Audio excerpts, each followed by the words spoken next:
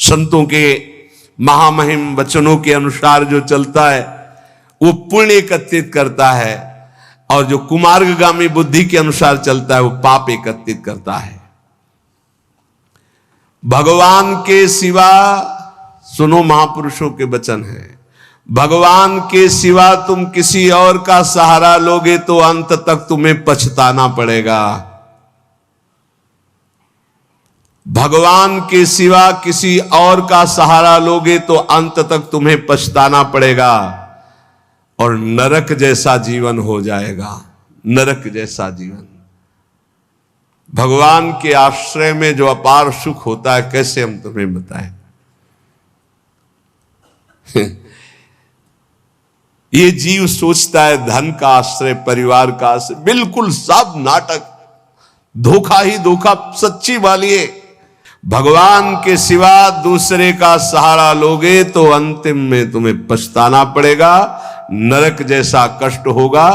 और अगर भगवान का सहारा है तो सच्ची माने जीवन परम मंगल में देखने को मिल रहा है। नारकी स्थिति से जीवन परम मंगल में देखने को मिल रहा है।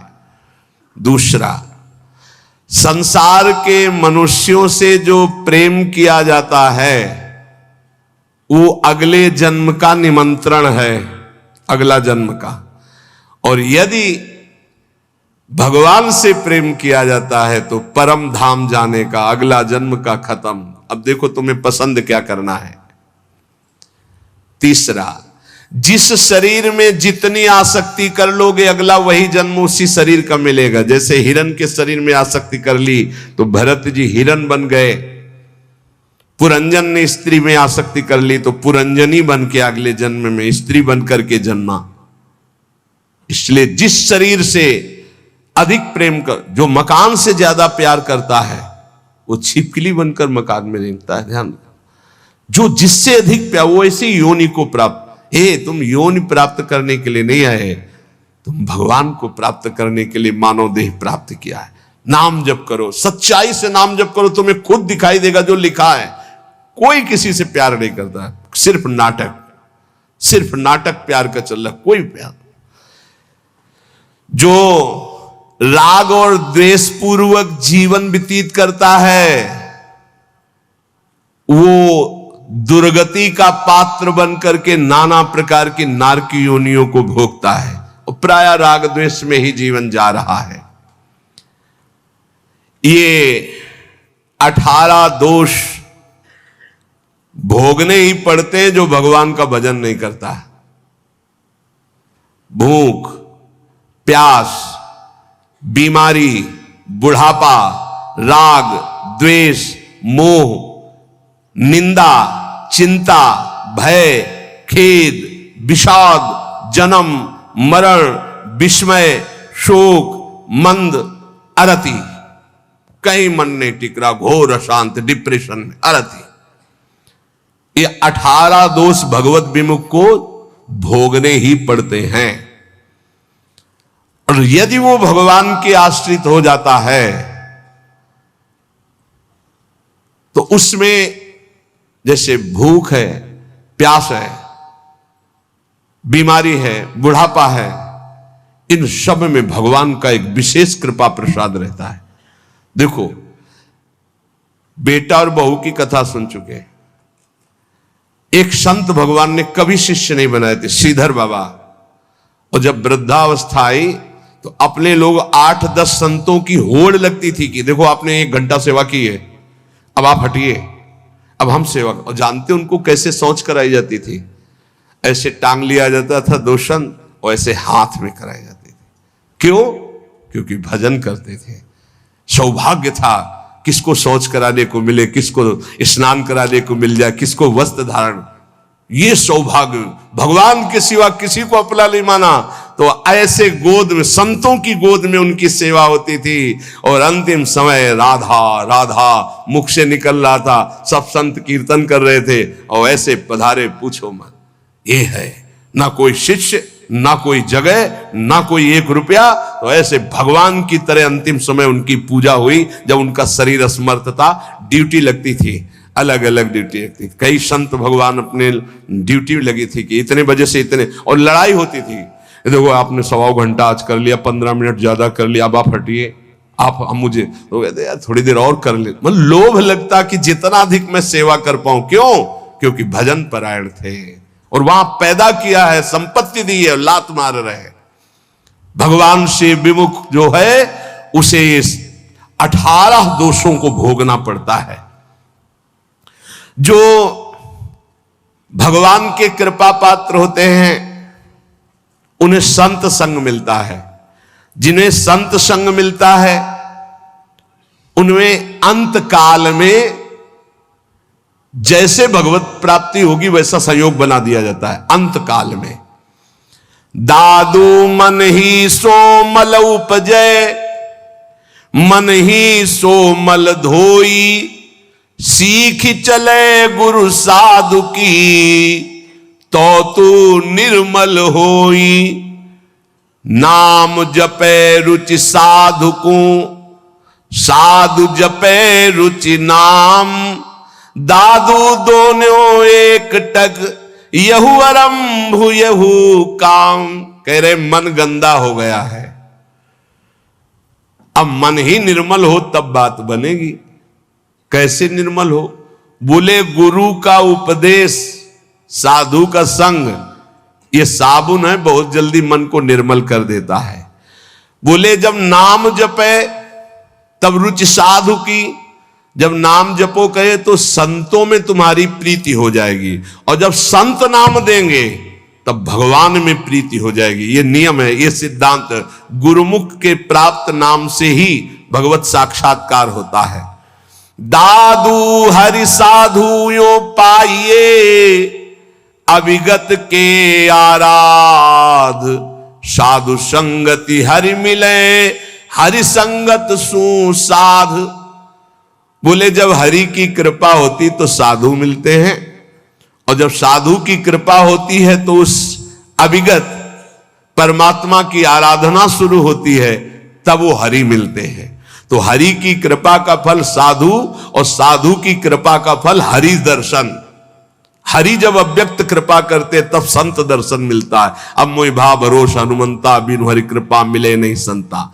तो मन भुवंग बहु विष भन्या, निर्विष क्यों न होई, दादू मिलिया गुरु गारुणी, तो निर्विष किया सोई। बोले ये मन बड़ा विष फैलाता है, काम क्रोध लोभ मोह मद मत्सर बड़ा विषयी बना दिया। तो बोले अब ये विष कैसे उतरे? बोले गुरु गारुणी, विष उतारने वाले गुरुदेव हैं। जो गुरुदेव ने नाम मंत्र दिया है उसको जपो तो मन का सारा विष उतर जाएगा, निर्विकार मन हो जाएगा। पूजा मान बड़ाइया, आदर मांगे मन, राम गहे सब परिहरे सोई साधु जन। सबके मन में होती है हमारी पूजा हो, हमारी मान हो, हमारी बड़ाई हो, हमारा आदर हो, लेकिन साधु वही है जो मान बड़ाई आदर को स्वीकार नहीं करता, इच्छा नहीं करता। सब में मेरे प्रभु है, सबको प्रभु को भाव से प्रणाम। इतने विराट रूप भगवान इतने रूप में आकर दर्शन देते हैं, ये भाव नहीं रखना। मान बड़ाई आदर इसका कहीं भी नहीं। मेरे प्रभु आकर मुझे दर्शन देते हैं, करुणा करके इतने रूपों में दर्शन देते हैं। जो भगवान को प्राप्त करना चाहता है वो साधु कैसा होता है? जो मान बड़ाई आदर आदि को भी स्वीकार नहीं करता। विश्व सुख माही रमि रहा, माया हित चितलाई, सोई संत जो उबरे, स्वाद छोड़ी गुण गाई। संसार के विषय भोगों में रम रहे जीवों का उद्धार कौन कर सकता है? बोले संत। बोले कौन संत? जो बोले केवल भगवान के गुण गा रहा, उसके बदले में कुछ नहीं चाहता है। अगर कुछ चाह है, रुपया पैसा भोग सामग्री स्वाद मान बड़ाई प्रतिष्ठा, तो उसकी वाणी का प्रभाव नहीं पड़ेगा। विषयों में फंसे हुए माया में फंसे हुए जीवों का उद्धार किससे होता है? बोले संत से। बोले किन संत से? बोले सोई संत जन उबरिया। जो स्वाद छोड़ी गुण गाई, स्वार्थ स्वाद इनको छोड़कर कोई भी चाह नहीं, केवल स्वांता सुखाए तुलसी रघुनाथ गाथा। बोले ऐसे संतों की वाणी से माया में फंसे हुए लोगों का उद्धार होता है। साधु मिले तब उपजे हृदय हरि को ध्यान, दादू संगति साधु की अभिगत पुरवै आन। बहुत शीघ्र परमात्मा प्राप्ति होती है ऐसे संत महात्मा के संग से, उनके बताए हुए ध्यान नाम गुण कीर्तन से बहुत जल्दी भगवत साक्षात्कार होता है। प्रेम कथा हरि की कहें, करे भगत ल्यो लाई, पिबे पिबावे राम रस सोजन मिलवो आई। बोले बड़े संतों की पहचान क्या होती है? बोले जिनके पास बैठने से केवल भगवत चर्चा ही हो, हमारे आचरण सुधरे, हरि नाम में प्रीति हो, हरि चरणों में प्रीति हो, भक्ति का हृदय में प्रादुर्भाव हो, वो स्वयं भगवत रस पिए हुए हैं और वही भगवत रस हमें पिला सकते हैं। साहब सो सन्मुख रहे, सत्संगति में आई, दादू साधु सब कहें, सो निर्फल क्यों जाई। बोले साहब के सन्मुखता बनी रहेगी यदि संत संग रहेगा। साहब हरि, हरि के सन्मुख हो जाओगे, और सन्मुख होए जीव मोहि जब ही, जन्म कोटि अगनासौ तबहि। करोड़ों जन्मों के पाप उस जीव के नष्ट हो जाते हैं जो भगवान श्री हरि की सन्मुखता प्राप्त कर लेता है। वो सन्मुखता साधु संग से प्राप्त होती। साधु संग कभी निष्फल नहीं हो सकता। अमोघश्च निर्बैरी सब जीव सो संत जना सोई, दादू एक आत्मा बैरी नाही कोई। संत वही, किसी भी संप्रदाय की मेड़ में नहीं था, पूरा विश्व विश्वंभर सब जगह भास, एक ही परमात्मा तत्व अनंत ब्रह्मांडों में है। फिर मृत्यु लोक की बात क्या? निर्वैरी सब जीव सो संत जना सोई। सब किसी से बैर नहीं, सब अपने हैं, सब अपनी आत्मा है। दादू एक आत्मा बैरी नाही कोई, काहे को दुख दीजिए घट घटा तम राम, दादू सब संतोषिए यही साधु को काम। घट घट में हमारे प्रभु रमे हुए हैं, जो उसका साक्षात्कार कर लेता है वही भगवत प्राप्त होता है। कैसे साक्षात्कार होता है? एक अक्षर पीव का सोई सत कर जानी, हरि नाम सतगुरु कहा दादुर सो परवाणी। जो गुरुदेव ने अक्षर बोला बस उसी पकड़िए। बहुत जगह महापुरुषों से मिला है, गुरु द्वारा दिए गए नाम मंत्र का अद्भुत चमत्कार है, बस उसी में लग जाओ, जितना जपोगे उतना ही लाभ मिलेगा। दादू नी का नाम है, तीन लोक तरी जाए, रात दिवस रटिबो करे। रात दिन बड़े भाग्यशाली जिनको यह पता है कि जाना है मुझे, तो खूब अधिक धन कमा ले, नाम रूपी धन। राधा राधा राधा राधा वल्लभ राधा वल्लभ। दादूनी का नाम है, हरि हृदय न विसारी, मूर्ति मन माही बसे सांस सांस संभारी। तब जानना कि हमारा नाम रंग ला रहा है, जब हर श्वास में नाम चले और सामने नामी की छवि विराजमान हो। दादू साहब कह रहे, मूर्ति मन माही बसे सांस सांस संभारी, दादूनी का नाम है, आप कहे समझाई, और आरंभ सब छाड़ दे, हरि नामो ल्यो लाई। केवल लगन लगा लो नाम में, सब पूर्ति हो जाए। जितना नाम अधिक जपोगे, श्री भगवान गीता जी में कहते हैं कि कई प्रकार के हमने यज्ञों का वर्णन किया। श्रेयान द्रव्य मयाद्यज्ञाज ज्ञान यज्ञ परंतप, सर्वम कर्माखिलम पार्थ ज्ञाने परिसमाप्यते। बड़ी यज्ञ अभी कल चर्चा की थी कि श्री भगवान ने बताया ब्रह्म यज्ञ, द्रव्य यज्ञ, स्वाध्याय यज्ञ, तप यज्ञ, प्राणायाम यज्ञ, भगवद अर्पण यज्ञ, अभिन्नता यज्ञ, कर्तव्य कर्म रूपी यज्ञ, विषय हवन रूपी यज्ञ, समाधि रूपी यज्ञ, योग यज्ञ, स्तंभ प्रवृत्ति, ये सब यज्ञ हैं। इन सब यज्ञों में भगवान कह रहे हैं जो द्रव्य यज्ञ है, रुपया पैसा से जो यज्ञ होती है, ये जितनी भी यज्ञ हैं इन सब में ज्ञान यज्ञ श्रेष्ठ है। सर्वम कर्माखिलम पार्थ ज्ञाने परिसमाप्तये, इसलिए श्रेयान द्रव्य मयाद यज्ञाज ज्ञान यज्ञ परम तप।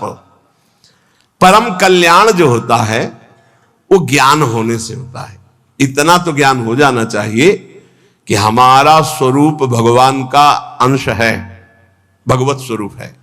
हम शरीर में फंस गए और मुझे मुक्त होना इस शरीर से, इस शरीर से मुक्त होना है। अगर इस शरीर से मुक्त नहीं हुए तो बहुत घटिया शरीर मिलने वाले हैं, कीड़ा मकोड़ा कितने योनियां हैं।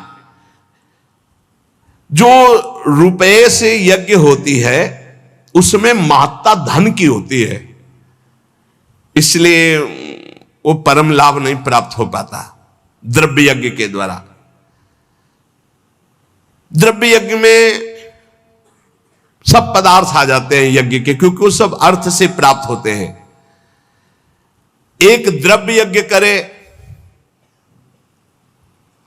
10 अश्वमेध यज्ञ, और एक बार श्री कृष्ण को भाव से प्रणाम कर ले तो 10 अश्वमेध यज्ञ करने वाला श्री कृष्ण को प्रणाम करने वाले की बराबरी नहीं कर सकता। अब आप विचार करो द्रव्य यज्ञ कितना छोटा है जिसको बहुत बड़ा माना जाता है।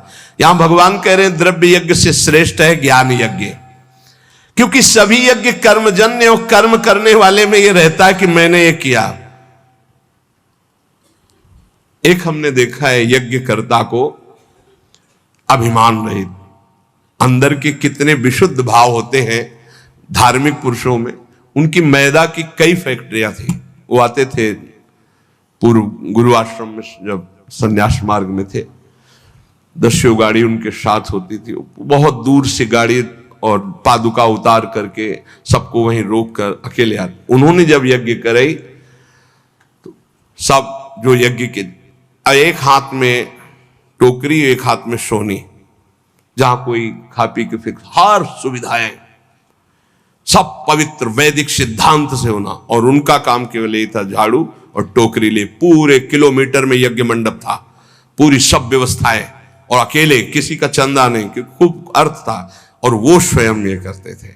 जब कोई उनसे पूछता यज्ञ, कहीं भी कोई पोस्टर बैनर नहीं, और कोई पूछता यज्ञ कौन कराते, तो हमें तो पता नहीं, हम तो यहाँ दोना पत्तल फेंकने की सेवा मिली, बस वो जानते हैं। कोई नहीं जानता था यज्ञ कौन करा रहा। खूब आनंद मंग ऐसे कोई द्रव्य यज्ञ करने वाले बिरला होते हैं जो भगवत समर्पित होते हैं, पर उनको ज्ञान है इस बात का कि तो दियम वस्तु गोविंदम तुभ्यमेव समर्पय, देनहार कोई और है देत रहते दिन रैन, लोग भरम मोपे करे तासो नीचे नयन। ऐसे वो महान गृहस्थ में रहते हुए भी वो महान याज्ञिक थे, यज्ञ करने वाले। तो जब द्रव्य यज्ञ कराई जाती है तो उसमें कहीं ना कहीं अहम स्फुरित हो जाता। मैंने इतने करोड़ अर्पित किए, मैंने इतने लोगों को पवाया, तो जीवन मुक्त होने के लिए वो पर्याप्त नहीं रह गया, क्योंकि अहम का लय होना चाहिए। इसीलिए भगवान कह रहे सर्वम कर्माखिलम पार्थ ज्ञाने परिसमाप्तये। ज्ञान में क्या होता है, अहम का नाश हो जाता है। इसलिए भगवान यहां कह रहे कि सबसे बढ़िया यज्ञ है ज्ञान यज्ञ। अंतःकरण में 3 दोष होते हैं जिनके कारण भगवत साक्षात्कार नहीं हो पाता। मल कहते हैं संचित पाप को। जो संचित पाप होते हैं उनके कारण भजन में मन नहीं लगता। जहां भजन शुरू करोगे, भगवत मार्ग की बातें शुरू करोगे, तो पाप आकर्षण शुरू हो जाएगा। इसे मल कहते हैं। दूसरा होता है विक्षेप, चित्त का चंचल होकर बार बार भोगे हुए विषयों का चिंतन करना, इसे विक्षेप कहते हैं। आवरण कहते हैं अहंकार, अज्ञान। इन 3 के कारण जीव की भगवान में रुचि नहीं होती और भगवान की प्राप्ति में बाधा ये 3 पहुंचाते। मल, संचित पाप, विक्षेप, भोगों के प्रति चित्त का चंचल होना, आवरण, अहंकार, अज्ञान। जब हम कोई भी कर्म करते हैं तो उसमें ये आवरण ढक जाता है अहंकार, मैंने ये किया, और जहां ये हुआ मैंने ये किया तो उसका कल्याण नहीं हो पाता। एक खास बात है, उसका फल मिलेगा, उसे भगवत प्राप्ति नहीं हो पाएगी। अहंकार विमूढ़ात्मा करता हमें मंदते, अहंकार में मूढ़ता बनी रहती है और ये रहता है कि मैंने ये किया, और जब मैंने ये किया तो अवश्य भोगना पड़ेगा, चाहे शुभ हो या अशुभ हो, भगवत प्राप्ति नहीं होगी। जब हमें किसी महापुरुष का आश्रय मिलता है, संत महात्मा का, और वो जब हमें उपदेश करते हैं, तब हमें समझ में आता है कि सारे कर्म भगवान के लिए करने हैं। हमारे पास जो शारीरिक बल, रुपया, पैसा, भोग सामग्री, सब श्री भगवान की, तो हम भगवत भाव से जब कर्म करके भगवान को समर्पित करने लगते हैं तो हमारे अंदर के दोष नष्ट होने लगते हैं, मल पहले नष्ट होगा, संचित पाप भस्म होंगे। अब हमको थोड़ा विवेक आने लगा कि जितने भोग भोगे उनमें कोई सुख तो है नहीं, तो बार बार चित्त जो भोगों की तरफ जा रहा था उसे वापस करने लगे, तो विक्षेप नष्ट होने लगा। अब अहंकार भगवद अर्पित होकर के चरणों में चला गया, तीनों ठीक हो गए। मल विक्षेप आवरण जहां हटा तो सामने सच्चिदानंद भगवान का उसको अनुभव हो जाता है।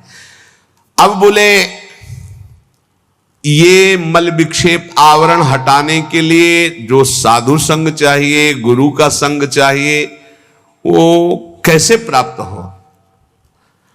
बोले जब विवेक, वैराग्य, समदमादि सठ संपत्ति, मुमुक्षता, श्रवण, मनन, निधिध्यासन, तत्व पदार्थ संशोधन, ये जो दैवी भागवती ज्ञान के साधन है, इनकी जब प्राप्ति की इच्छा होती तो गुरु बनाने की इच्छा होती। कोई ऐसे संत मिले, कोई ऐसे सदगुरु मिले।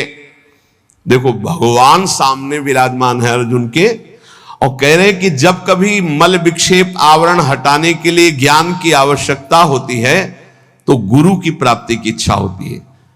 तो अपने मल विक्षेप आवरण को हटाने के लिए, कल्याण प्राप्ति के लिए, मंगल के लिए, सुख प्राप्ति के लिए, ज्ञान यज्ञ के लिए, तत्व ज्ञान के लिए किसी संत का आश्रय लो। कैसे? बोले तद्विद्धि प्रणिपातेन परिप्रश्नेन सेवया उपदेक्षन्ति ते ज्ञानम ज्ञानिनस् तत्वदर्शिनः। भगवान से पहले प्रार्थना करो कि हमको तत्वज्ञानी महात्मा मिल जाए। बड़ा मुश्किल है तत्वज्ञानी महात्मा मिलना। ये छोटी छोटी मेड़े ऐसी बन गई हैं, लड़ाई झगड़ा, एक दूसरे की निंदा स्तुति समझे नहीं पा रहे। जैसे जमीन में खड़े होकर देखो तो कोई 7 खंड की, कोई कुछ ऐसे बिल्डिंग, और थोड़ा हेलीकॉप्टर में बैठ के देखो ऊपर उड़ के, तो सब एक जैसा दिखाई देने लगेगा। तो जो ऊंचाई में चढ़ा हुआ महापुरुष है वो एक जैसा दिखता है, सब जगह एक है। देखो शास्त्रों में हमने वैदिक सिद्धांतों में भी पाया आ ब्रह्म है।